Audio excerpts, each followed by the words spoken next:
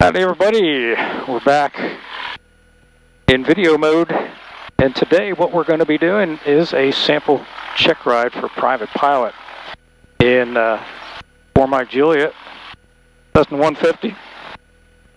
So got the airplane all cranked up, we got it all pre-flighted. Of course, we want to make sure we do a very thorough pre-flight using checklist. Examiner will probably be watching, if not directly from a distance, but they will be watching. So once you got your checklist taken care of, you got your engine cranked up, ready to go. First thing you want to do is do a safety briefing with your very first passenger. You must consider them a passenger. So safety briefing is SAFETY. So we're going to talk about seat belts, how to use them. We're going to talk about air vents and air sickness. We'll talk about fire. If we have a fire extinguisher on board, we don't have one on MJ, but if there's a fire on board, how to get out of the airplane. Also the E for safety is E for exits. How to get out of the airplane. T for traffic and talking. Point out traffic using the clock method, 1 o'clock, 2 o'clock, and also talking. We don't want to do any talking during critical phases of flight. Takeoff, taxi, takeoff, and landing. Anytime you're below 500 feet, you shouldn't be chit-chatting. And then the last part of the safety briefing is your questions. So once we've got that taken care of, ready to go, we can start taxiing, checking our taxi, and brakes. Okay, brakes are looking good.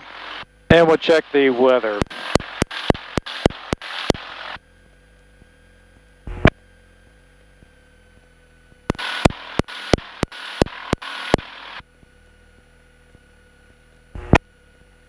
And it looks like our weather is not working today here at Mentee, so we're just going to have to look at that rusty old windsock. Looks like runway 7 is what we're going to be using. There we go, taxiing out. Checking the turn coordinator, making sure that's working. It is working. Turn coordinator is working, directional gyro is working, attitude indicator, airspeed obviously is 0. Altimeter is set to the field elevation. Since we can't get the altimeter setting, we can just set it to the field elevation. Be plenty accurate for what we're doing today. As we're taxiing out, we're just looking for other traffic.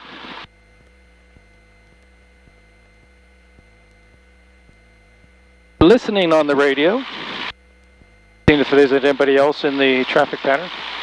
We're going to come around here to taxi down to runway 7, looking for traffic left and right.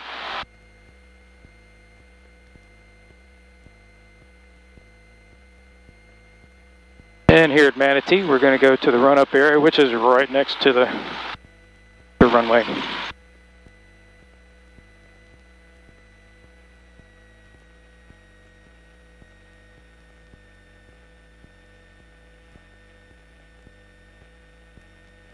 For your check ride, make sure you're not using a whole lot of talking or chit-chat. Just keep it very, very quiet. The examiner is going to be very quiet. They're not going to be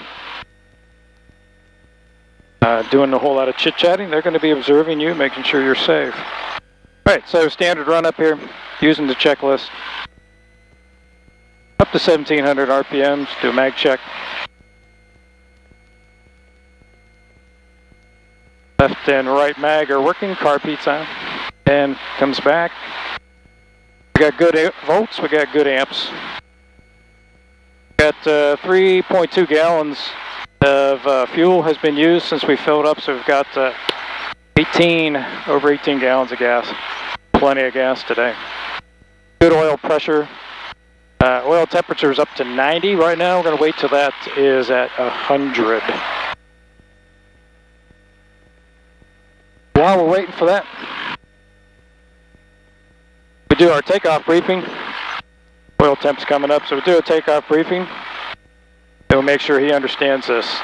So this is going to be a soft field. That's our first assignment. It's going to be a soft field takeoff from runway 7 with a right traffic pattern. The pattern right now is clear. I'm the flying pilot. You are the passenger. Rotation speed is going to be 50 knots. Initial climb out is VX. at 60 knots and then VY at 70 knots. We're going to climb to an initial altitude of 1,000 feet. And we're going to do a soft field takeoff, soft field landing. That's our first task. If there are any problems before rotation, we will abort and close the throttle and then deal with the emergency.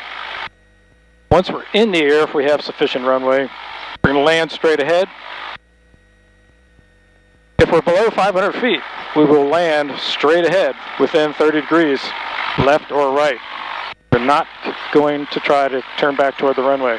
If we're above 500 feet, we will have some time to consider our other options, possibly turning around, going back toward the airport. Do you have any questions, comments, or concerns? None noted. Okay, our oil temperature is now 107, looking good now.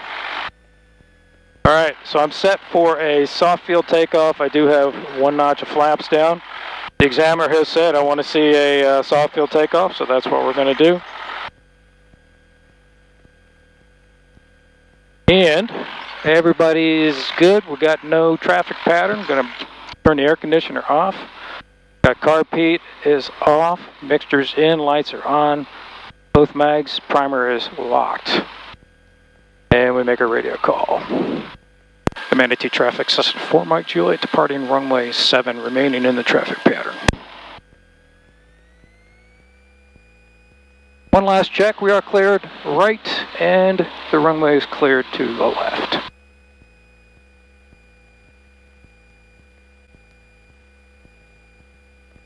Into the center of the runway. If you're on a paved runway, obviously you're going to be right on the center of the runway, on the center line. Keep that center line always between your feet. Here we go. All right, soft field means throttle all the way forward, get the yoke all the way back, or not all the way back, but get the nose way up in the air. Looking over the cowling, I'm going to get in the air a little bit early. Now I'm going to flatten it out and fly right along the ground and patiently wait for the airspeed to get at 60 or better. There's 60, so now I can start my climb. Here we go. And now I'm going to maintain between 60 and 70 knots. At 200 feet, I'm going to retract my flaps. Notice my hand is on the throttle at all times. Unless I have to do something else, it's on the throttle at the all the time.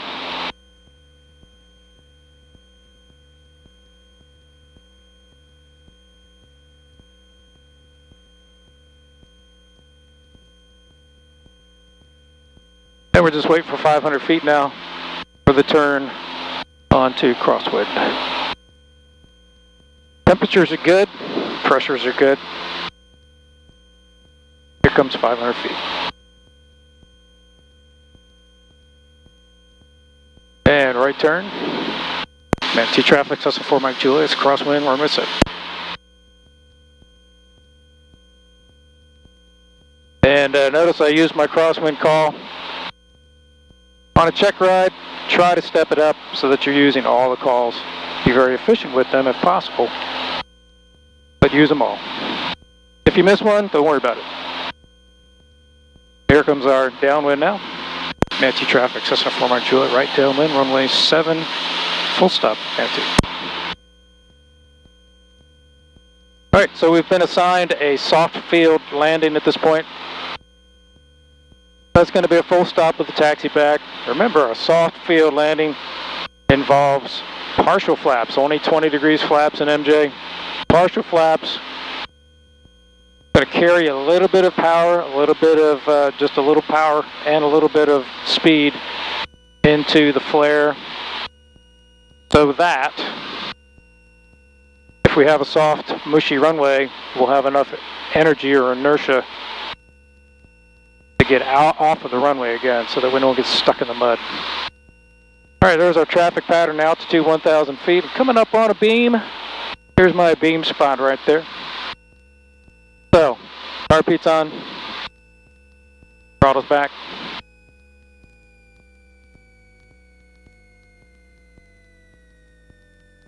$1,500. Mixture is in and flaps first notch. A little bit of trim. And our turn to base, Manatee traffic, Cessna 4 Mike Juliet, right base, runway 7. Full stop, Manatee. Okay, watching our RPMs. There's a base turn, and flaps are coming down to 20 degrees now.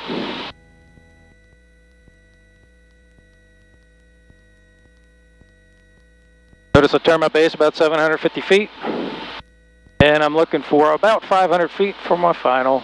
Traffic, 11 o'clock, high, less than 1 mile. Over there. And I got him in sight.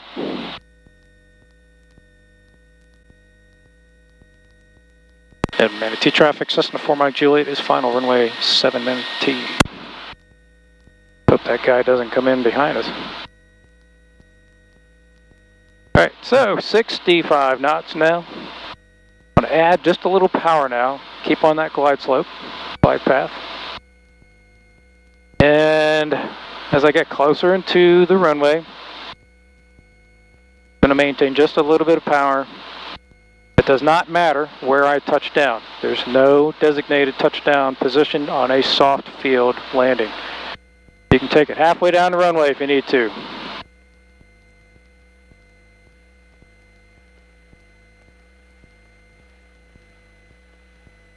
The goal is to feel for the runway. Feel for the runway. Still have a little power. Feeling for that runway. Feeling for it. It is right there. Okay, it's nice and solid. I can touch down now. Throttle off. As I'm doing my soft field taxiing, I don't want to do any quick turns, any steep, sharp turns. The nose wheel will get buried in the muck if you're not careful on a soft field. You really don't need a whole lot of brakes if it's soft. Soft turf will definitely slow you down. Okay, off the runway, carpeet's off.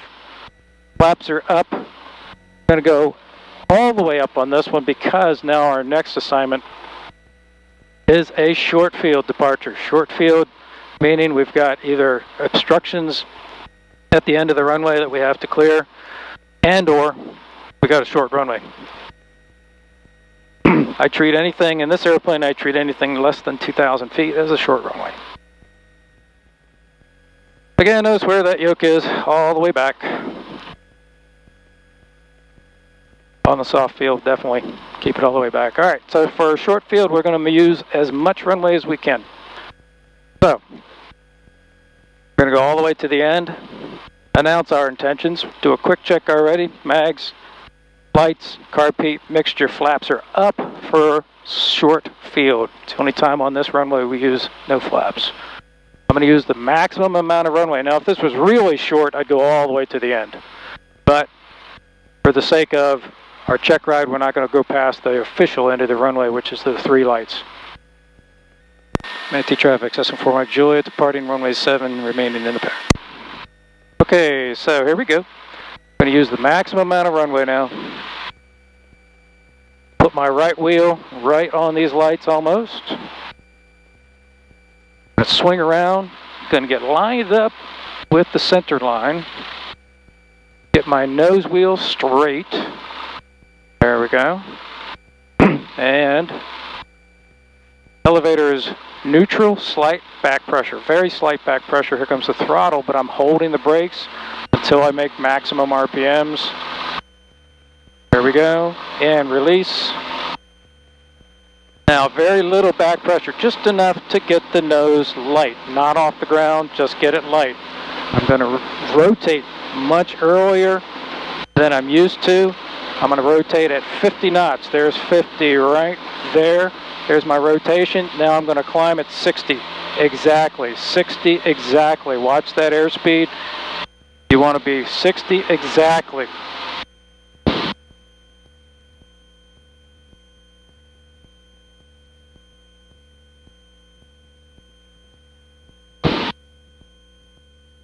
Exactly until we're clear of the obstacle, and then we can resume 70. That 60 knots is plus 10 minus 5, so not a whole lot of leeway there. Now I'm clear of my obstacle, and now I can go back to my normal climb speed of 70 knots.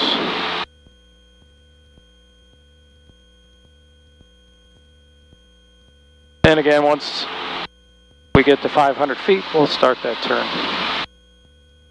The next assignment is a short field landing. Short field landing. Start thinking about that as we go into our traffic pattern.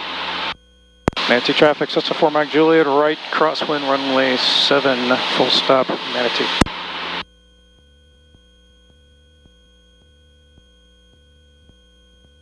Now the short field landing, I want to use as tight of a traffic pattern as I can get. It makes it easier. Manatee traffic, Cessna 4 Mike Juliet, right downwind, runway 7, full stop.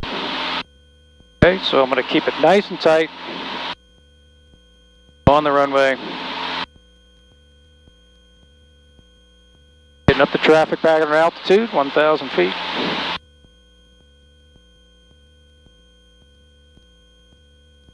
There we go. Throttle back. And when I hit my beam position, I'm really going to slow down. And I'm really going to pitch the nose down quite aggressively, much more so than a normal traffic pattern.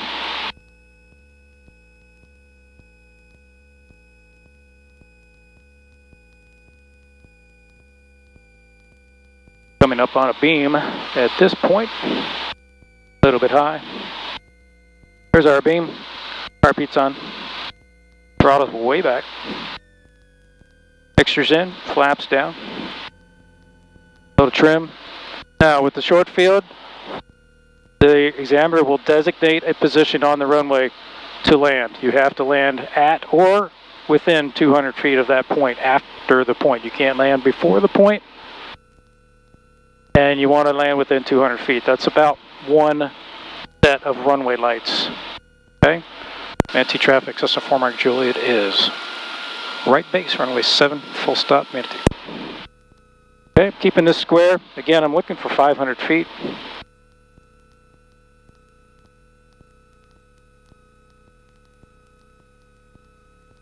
And I'm going to make our final turn now. Manatee traffic, Cessna 4 Mike Juliet is final, runway 7, full stop, Manatee. We want to use as little throttle as possible. I got full flaps now. Just using just a little bit of throttle. Look how slow we're going. Should be a little bit faster than that. About right there, 55.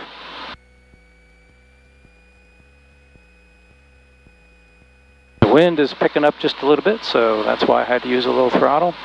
We're trying to touch down at the first set of regular lights. Here it comes.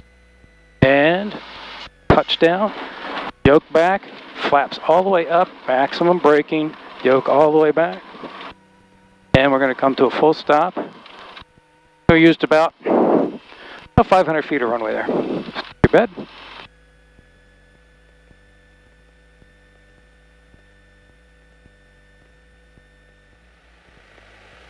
Okay, now that our takeoffs and landings are finished, this next assignment we're given is departure cross country. So we did a cross country flight plan from Manatee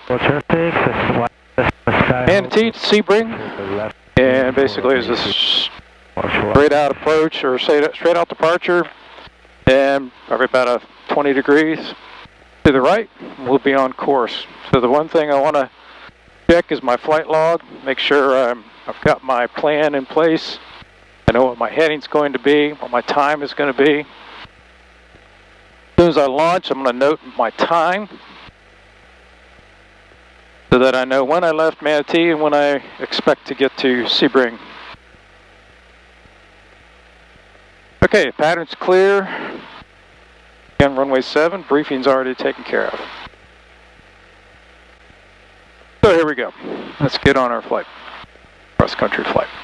Manatee traffic, Cessna 4 Mike Juliet, departing runway 7 straight out, Manatee.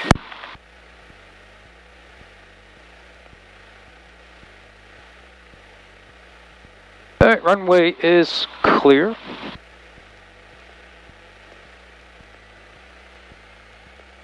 Time noted is 12:50. 12:50 UTC. Bottles coming up. Engine instruments are in the green.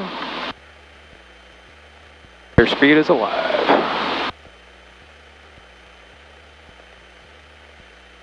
Little nose up and we're in the air.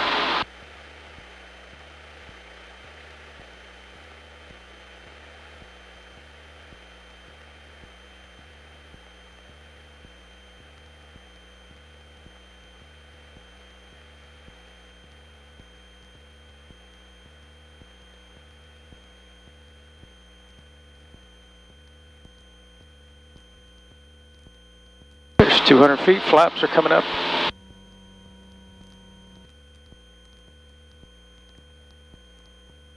Alright, so we left at 12:50, that's UTC again, Greenwich time, and it's about a 55-minute flight with the headwind that we have going over to Sebring, so I can expect that we'll be in Sebring at about 1:45.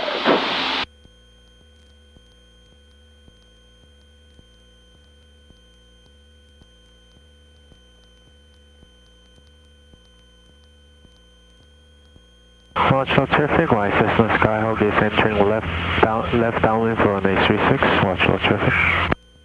Leeward traffic. There's 500 feet. 10 northwest, inbound for landing, 36 leeward. Yeah, now I'll make my little turn, just a very small turn toward my first waypoint, which is the smokestacks out at Parrish. That's my first waypoint that will establish if we're making our ground speed as calculated. So on this cross-country flight segment of your check ride, your examiner is going to not want to go the whole way. They don't want to do a long cross-country with you on a Cessna 150, that's for sure. They just want to get on the ground and cash that check. So, you can expect to launch on your cross-country, get established, get in cruise configuration, let's say about 2,000 feet or so, on your way, and then they'll say, okay, well, how long is it going to take to get to Sebring? And you'll say, well, take us another 40 minutes, 45 minutes, whatever it is. And then they'll say, where are you? And in this point, if we get to that first waypoint, which is Lake Parrish out in front of us, you say, we're at Lake Parrish. He says, okay, weather's not looking very good in front of you, so it's time to divert. I want you to divert to, say, something that's off to your left and right. So they'll tell you what it's going to be. You don't have to improvise. They will tell you. So in this case, they're going to say he's going to divert us to Sarasota, which is, if we're headed east, and Sarasota's off to the right there, it's down to the south. So you're going to say, all right, divert to Sarasota. So we know we're over a certain point. We're over Lake Parrish at that point. Not quite there yet, but for the sake of discussion, we're over Lake Parrish. We know where we're at in space. So we note our time. So it's now 12:54. 14. I make a general turn. It does not have to be precisely towards Sarasota, but it's going to be close. So I'm going to guesstimate about a 200 heading to Sarasota. I get my sectional out, I get my plotter out, and my whiz wheel, and dividing my attention between flying the airplane and calculating where we're going. I'm going to take my plotter and get an approximate heading down to Sarasota. And it should be, not super precise. Pick 200, 210, 220, something like that. Don't go to the 5s or the 1 level. Just get close. And then get on that heading. And again, noting your time and the distance that it is from Lake Paris to Sarasota, you should be able to calculate pretty close to when you're going to be at Sarasota. Once you're to that point where you can tell them, I'm going to be in Sarasota at, say, Spark Cruiser on the 45 for a left down. 1:15, 1:20, whatever time it may be. We're up at 2,000 feet, so I'm leveling off now.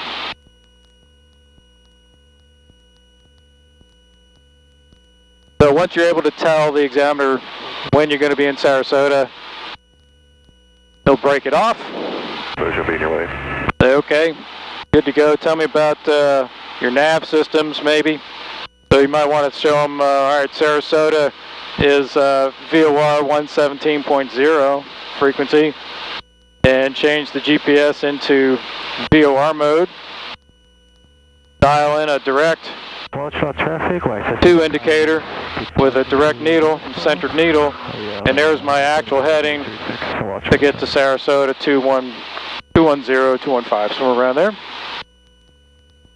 All right, he'll be satisfied with that. You can also show him on the GPS, but here's the thing. Don't use the GPS initially for your diversion. He wants you to actually be looking out that window and looking on your sectional and using the plotter.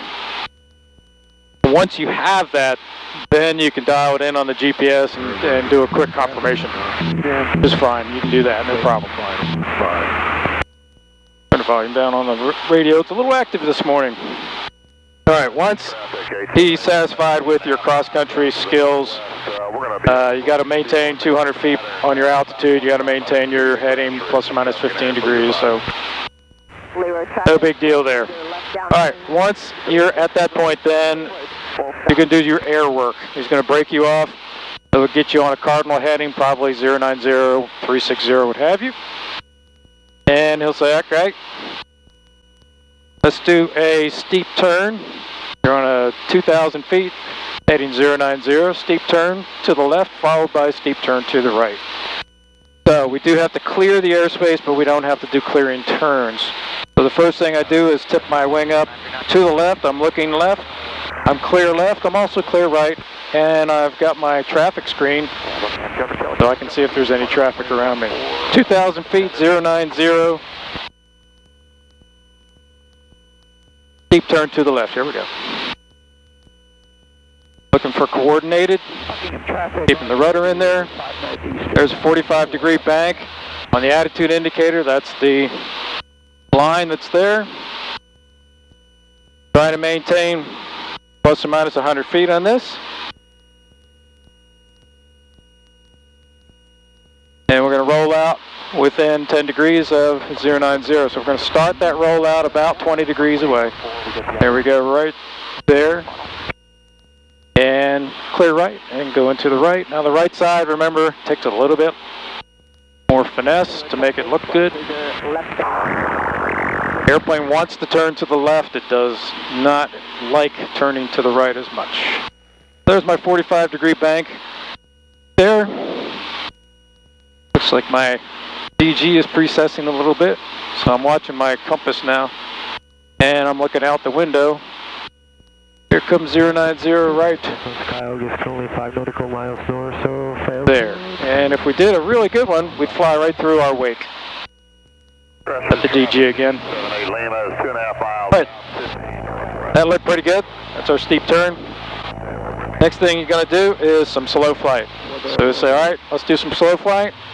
Slow flight is landing configuration. So we're going to take RP on. Thanks, sir. We're going to throttle back a little bit. Fixtures in and work the flaps all the way down. Here's the first notch of flaps. Here's the second notch of flaps. Here's the third notch of flaps. At this point, he's going to have you turning. He'll give you a heading assignment, say 360. So I'm going to turn 360 now.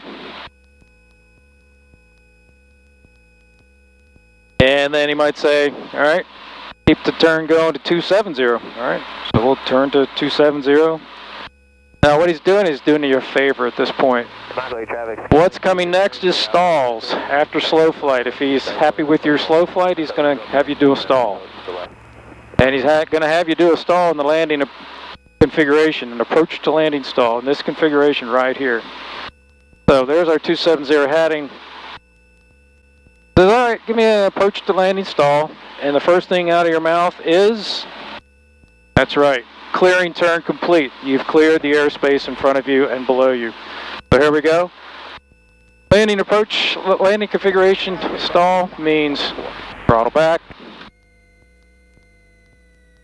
Establish the glide. Then pull the nose up to the horizon. And you're basically just holding that, watching your ball. Shouldn't be a whole lot of twisting of the airplane right now. No aileron, just rudder. There's our stall horn. Look where the airspeed is, it's way down. But the nose is right on the horizon. And you want to see a full brake.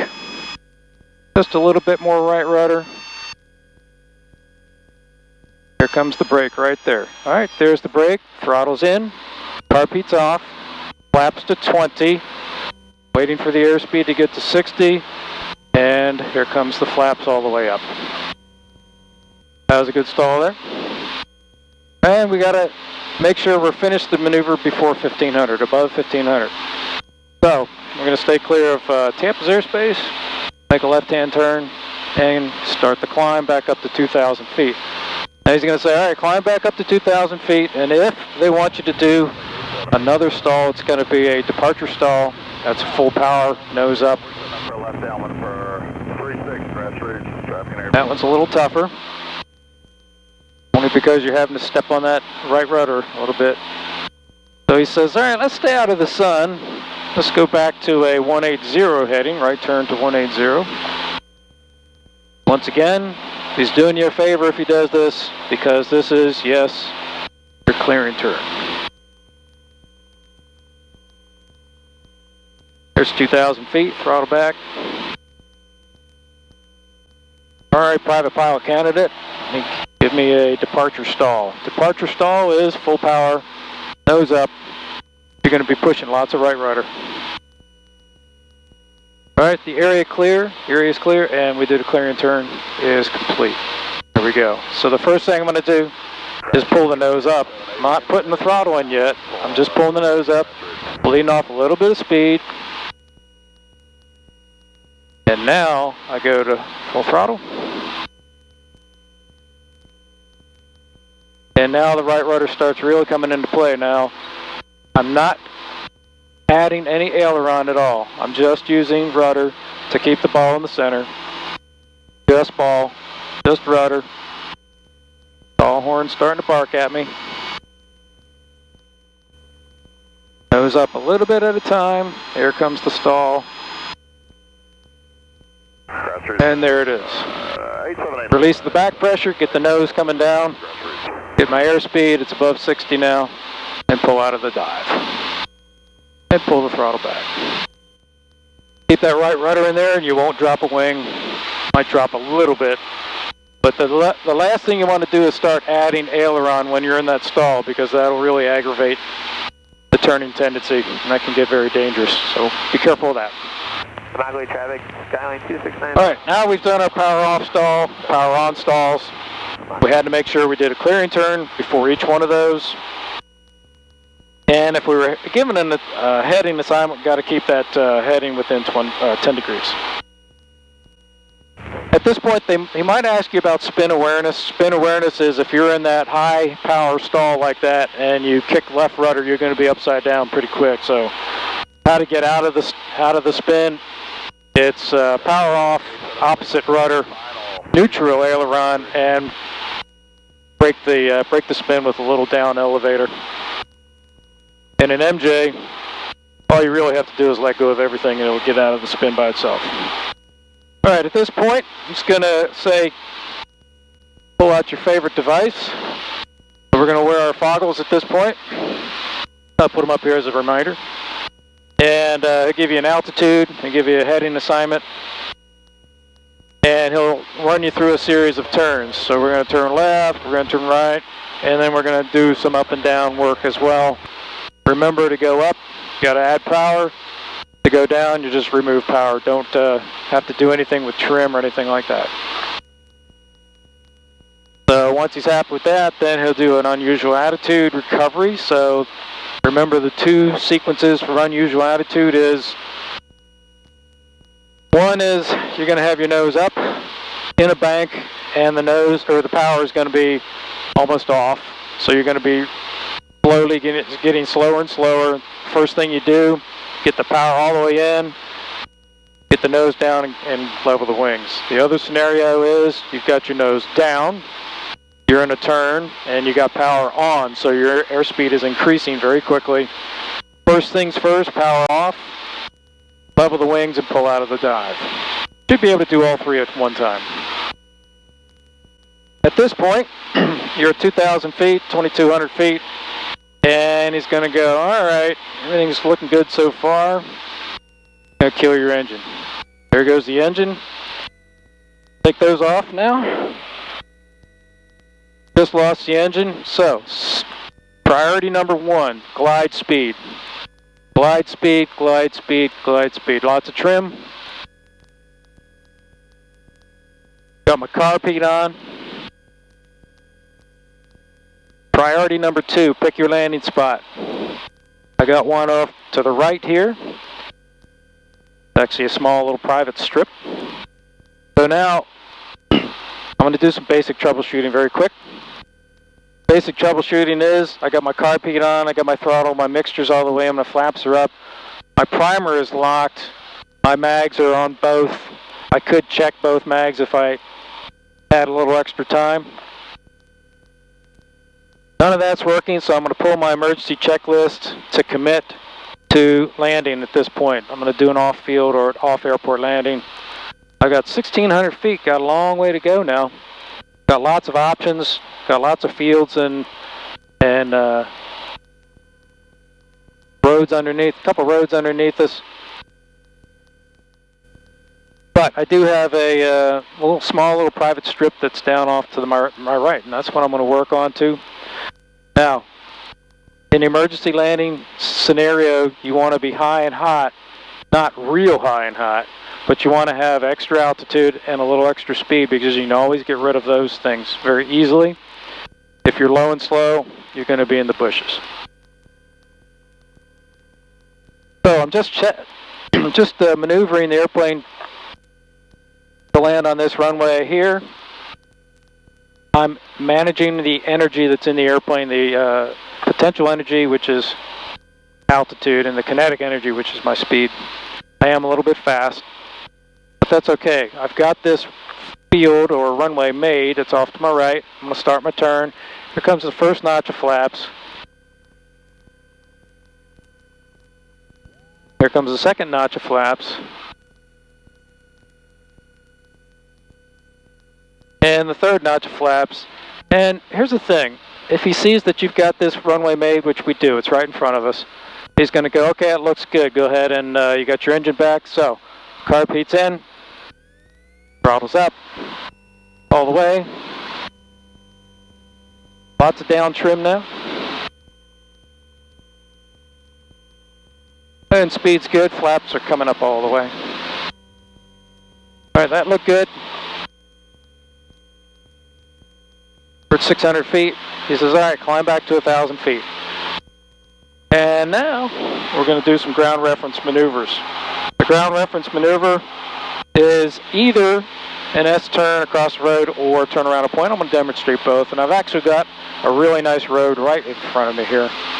And I'm going to do the S-turn across this road.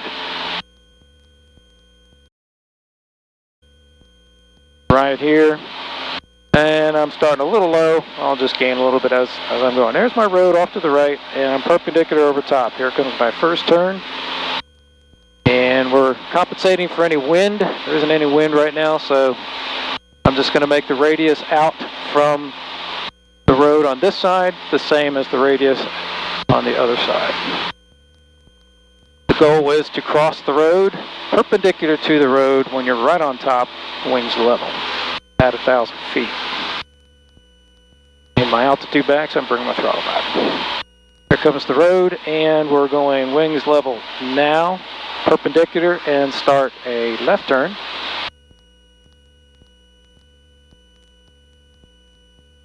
And again, the radius on both sides should be about the same. Make sure you do this one right the first time, and you won't have to do a second series. 36, grassroots. This one is all about finesse, it's all about timing. Can I time it, my turn, so that I cross the road perpendicular to the road as I'm going wings level. Here we go, wings level right now. Our examiner says that looked good.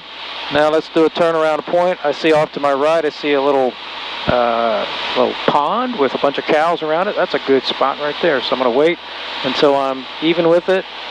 And I'm going to start my turn now. No minimum bank. You don't have any minimum bank. You do have a maximum bank, but there's no minimum bank. What the goal is to keep that radius the same all the way around that pond right there off to the right, where all the cows are congregating and having a little social event. There's 1,100 feet, so I'm going to drop my power just a little bit now. Again, keeping the ball in the center. Is 5 southwest inbound Head River.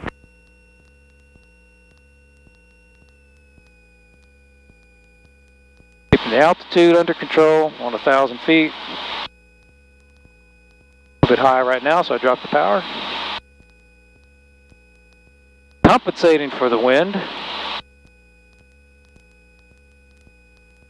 Looks like we have just a little bit of wind. We're on the back side of the wind right now, so it's pushing us away. Making corrections. He's looking out that window. Every time his head turns to look at your altimeter, make sure you're looking at it.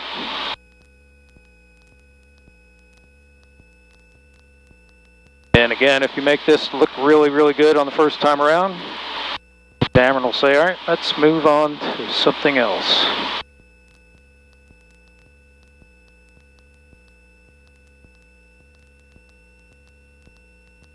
Don't get too close, because then you have to turn the airplane a little bit too steep, and you do have a maximum bank angle on this that you can use. You don't want to go past 30-degree bank angle. All right, that looked pretty good. All right, at this point he says, let's go back to Manatee. So I know where I'm at. I'm due east to the airport.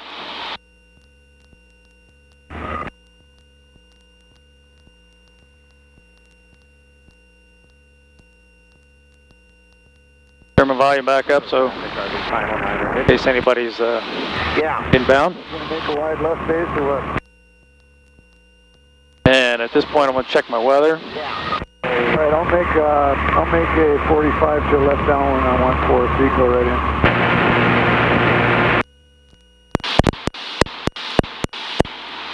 You're sounding better now.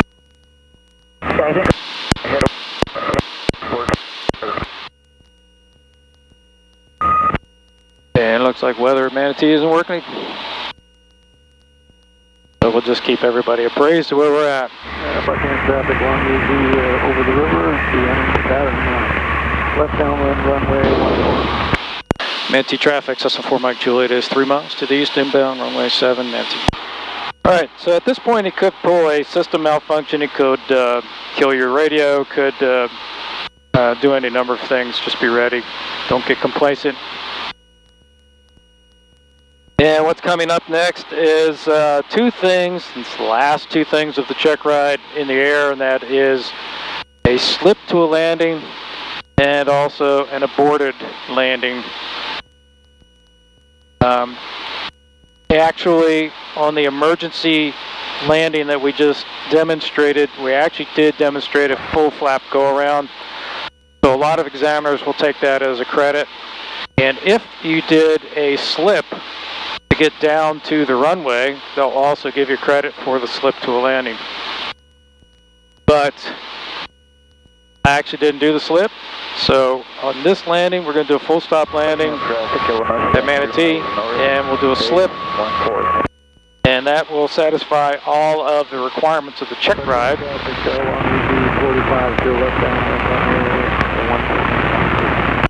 For working in the air. Manatee traffic, Cessna 4 Mike Juliet is right downwind runway 7 Manatee. Hey, here comes my runway off to the right. And this is right traffic at Manatee, runway 7. Winds are picking up today, bouncing around. Here comes my beam position. 5 more seconds.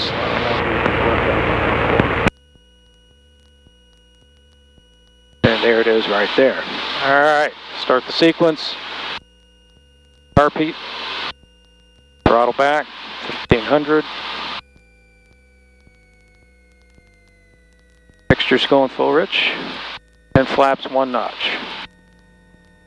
Airplane come down. And I'm going to turn a little bit soon.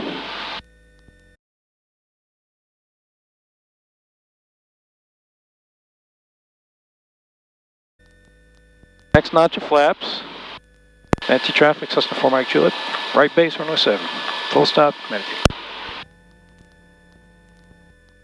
Okay, flaps are at 20 now. So we're a little bit high.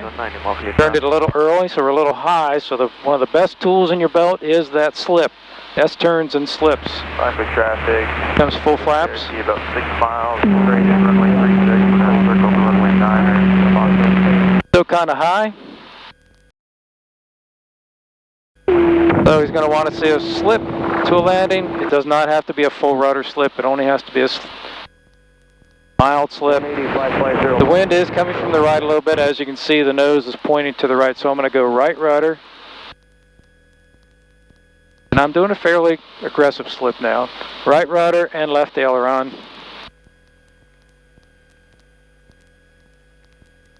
And you don't have to hold it all the way down to the ground. You can release it pretty much any time. You're just demonstrating that you know what a slip is.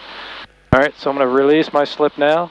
Now I'm pointing the nose straight down the runway using the rudders and rounding out and doing my best touchdown I can to impress the examiner and doing wind correction where wind's coming from the right. So notice the yoke is coming over to the right. Always, always, always wind correction. Even on the ground.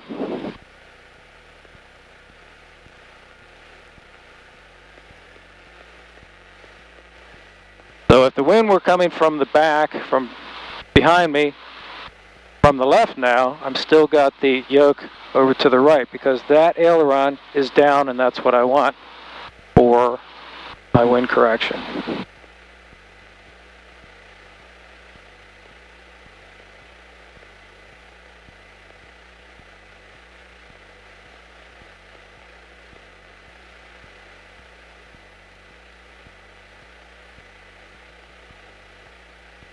Alright, we're cleaned up, carpeet's off, flaps are up. And we're going to get some go juice here.